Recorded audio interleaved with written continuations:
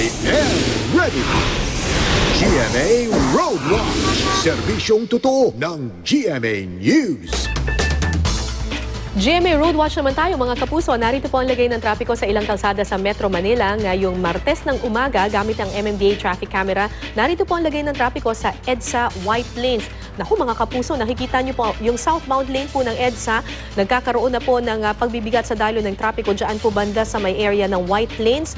Mabigat na po ang daloy ng mga sasakyan ngayon southbound lane pero kabaliktaran naman po yung northbound lane dyan po sa EDSA White Plains, napakagaan po ng daloy ng mga sasakyan sa mga oras na ito. Samantala, katuwang naman ng Waze, alamin natin ang sitwasyon ng trapiko sa may bahagi ng C5 Libis sa Quezon City. Kung dadaan po kayo dito sa C5 mga kapuso, maghanda na po kayo ng marami-raming pasensya kasi both northbound and southbound lane po ng C5 Libis, mabigat po ang daloy ng trapiko. Ito pong lane na ito, papunta po ito ng Boni Serrano at ng Katipunan Avenue, mabigat po ang daloy ng trapiko sa mga oras na ito.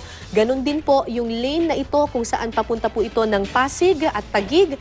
Mabigat din po ang daloy ng trapiko, 25 kilometers per hour ang average speed ng ating mga Wazers na bumabagtas po ng C5 Libis. Yan ang latest mula sa GMA Road Watch. Magplano para sigurado. I am ready, serbisyong totoo ng GMA News.